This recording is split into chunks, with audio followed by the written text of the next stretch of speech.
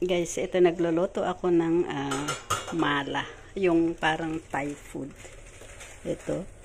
And then, mayroon ako dito yung, ito na guys. Ito, marami ng mix ito. Ayan. Hindi pa kumukulo. Ayan guys. Mayroon ditong pechay, tofu, tofu skin. And then, may karne siya, pork. So, ngayon ilalagay ko na yung isda. Bali, ito yung mga naka-vacuum pack na nabili sa Breeze Center. So, ito yung head. Ayan, yung head, guys. Ayan, yung head ng fish. So, ito na, guys. Ngayon, ilagay ko na yung fish head sa ating sabaw. Ayan.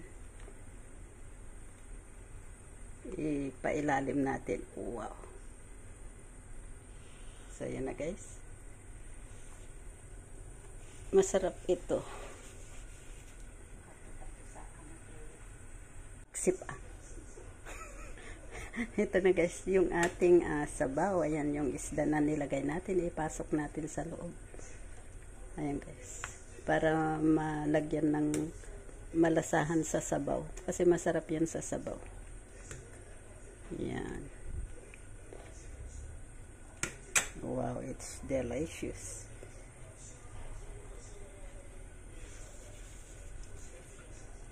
Kumukulo na siya.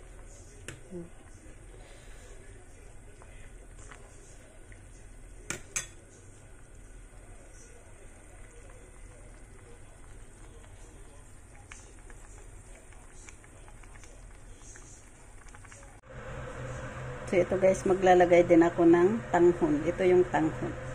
So, ipasok natin dyan sa sutanghon. Kasi dito sa Taiwan ang tawag nila ay tanghon.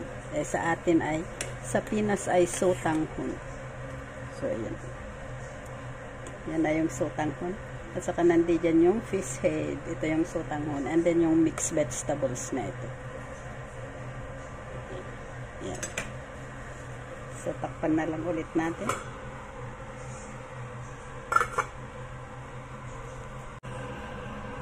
Fish head soup.